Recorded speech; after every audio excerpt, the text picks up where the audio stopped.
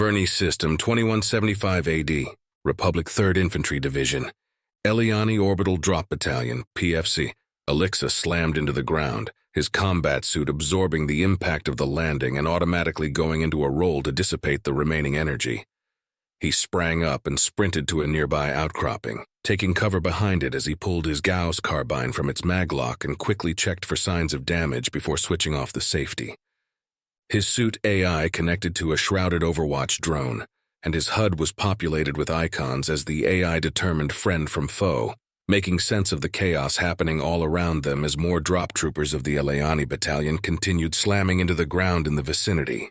Alexa saw a large concentration of worker drones less than 100 meters in front of his position, taking cover in a dry riverbed as they continued to try to shoot down incoming troopers as they descended from the sky.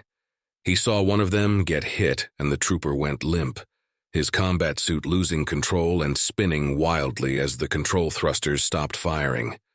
A few seconds later, he heard the combat suit smash into the ground at terminal velocity, the thud making him wince as he saw the impact debris eject into the air. He turned his attention back to the riverbed, feeling an overwhelming desire to slaughter the drones as he activated his grenade launcher and targeted them, selecting the incendiary rounds. The launcher popped out of its receptacle in his upper back, and he felt the soft pumps as the 5 incendiary grenades were launched towards the ravine. He zoomed in on the feed from the Overwatch drone and smiled maliciously as the grenades airburst over the main body, covering dozens of drones with a thickened pyrophoric agent. The sticky gel activated immediately in the presence of air, and dozens of drones were engulfed in fire, panicking and crashing into others nearby and transferring some of the sticky flammable gel onto other drones.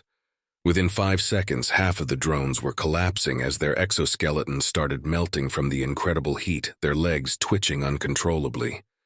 He leapt out from behind the outcropping and bounded towards the ravine, other combat suits falling in behind him and joining the charge.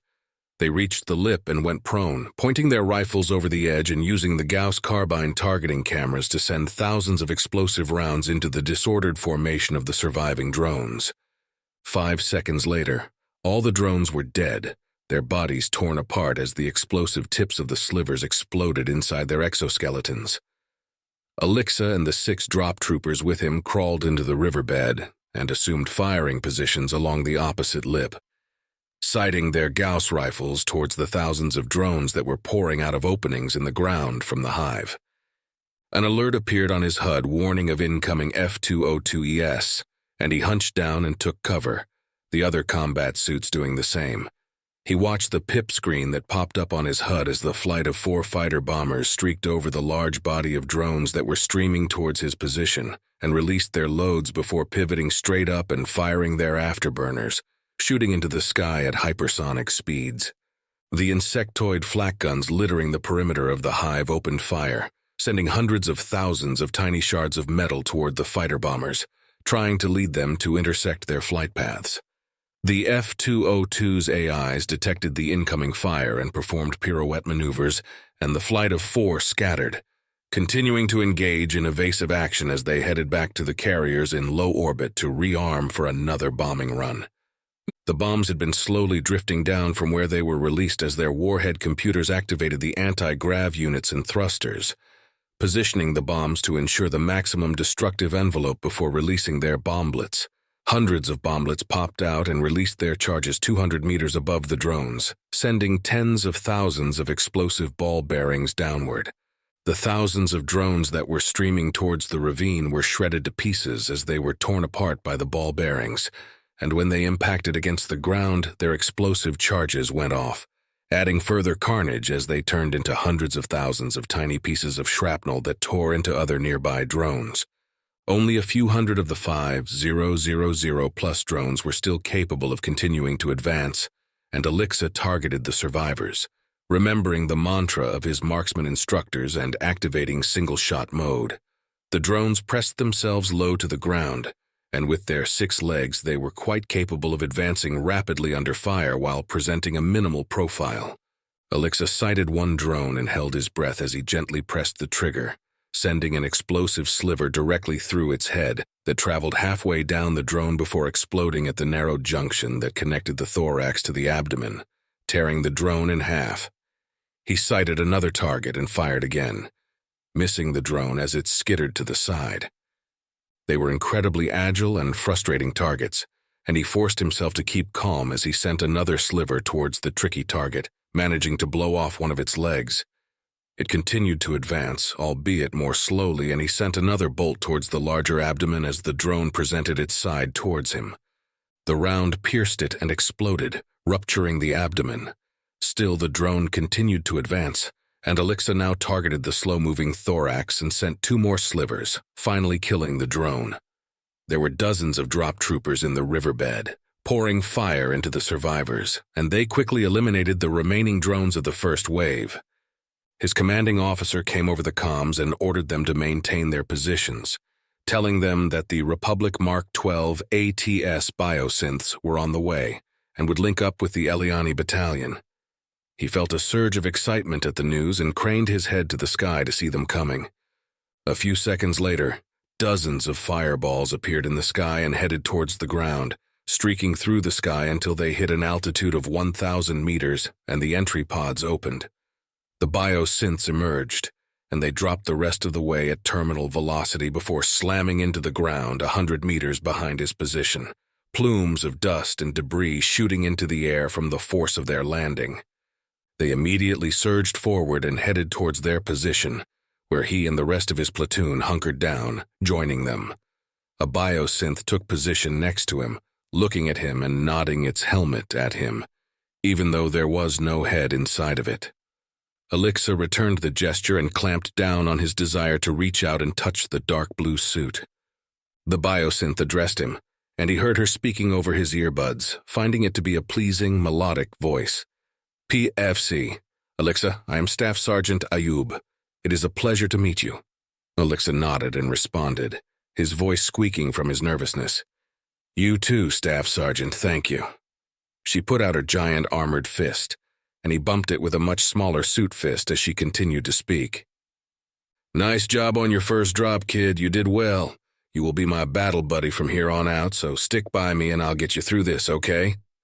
He nodded again and looked around, seeing that the rest of his platoon had been paired up with the other biosynths. An alert popped up on his HUD, indicating that sensors had picked up signs of another wave approaching the surface from deep inside the hive, and that they were expected to emerge in under 3 minutes.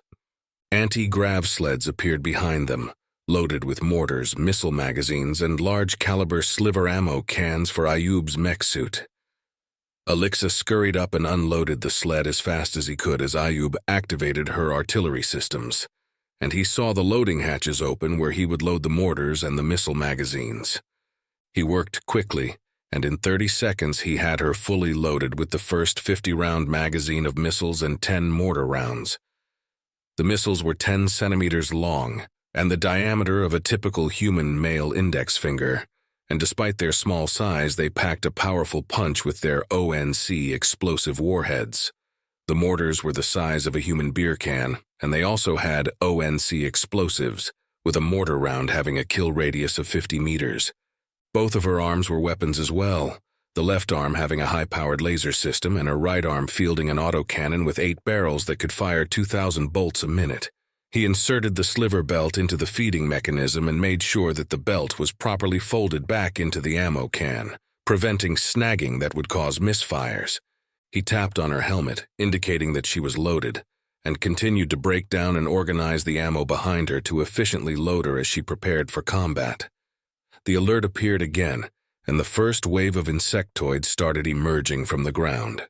Ayub and the other Mark 12s bellowed a war cry from their external speakers, sending a chill through Alexa as he continued prepositioning ammo.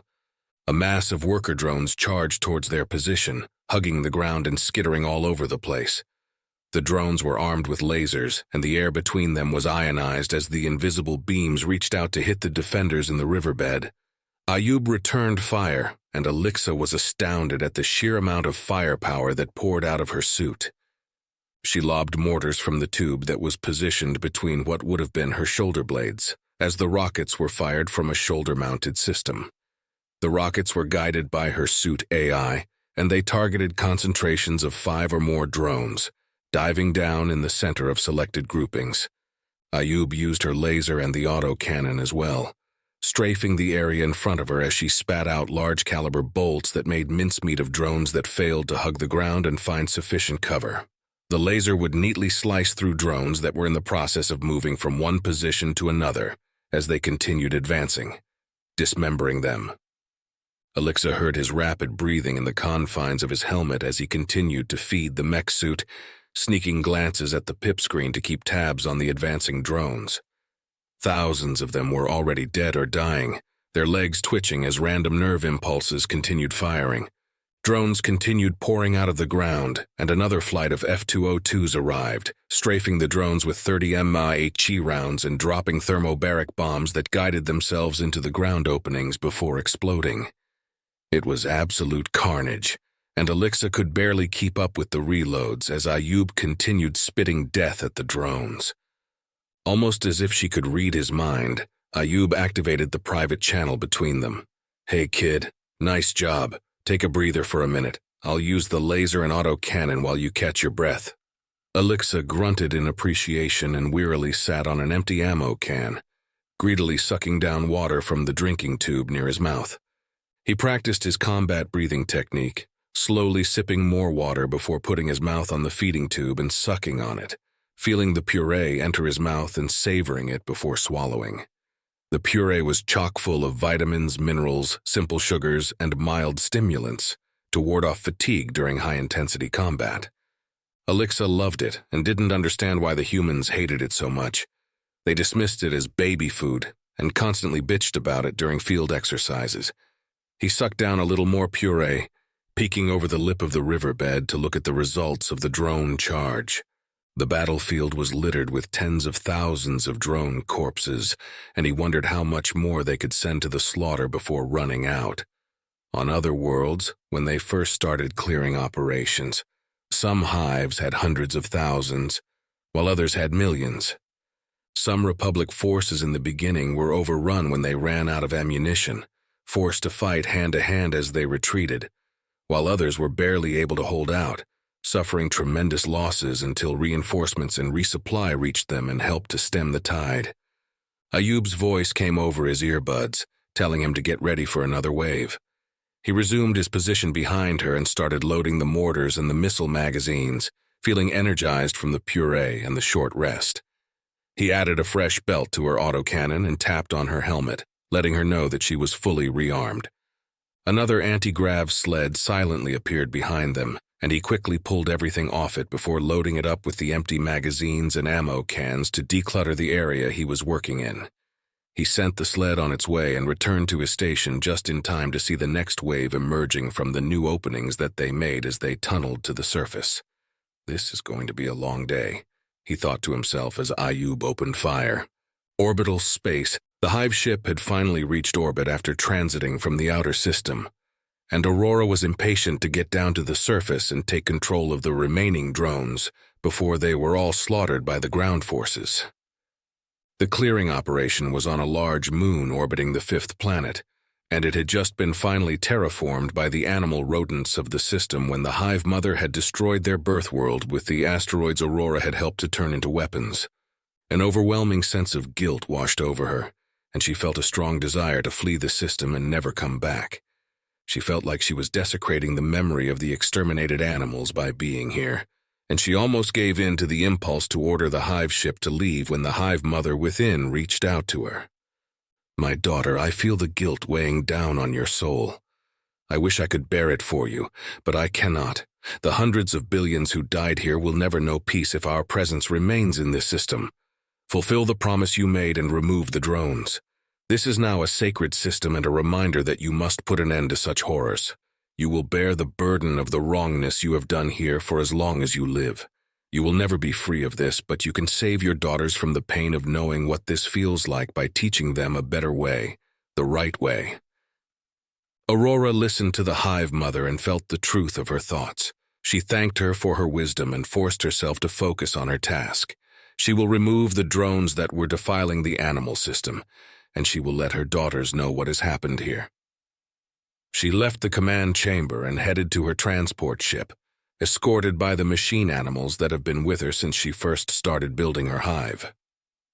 She focused all her mental energy and reached her thoughts out to the planet below, feeling the minds of millions of drones on the moon as they responded to her powerful thoughts. She felt their barely conscious thoughts begging for orders from a queen once more, distraught at being abandoned and leaderless for so long. She answered their pleas and put every effort into her thoughts as she sent them her first command. "Stop!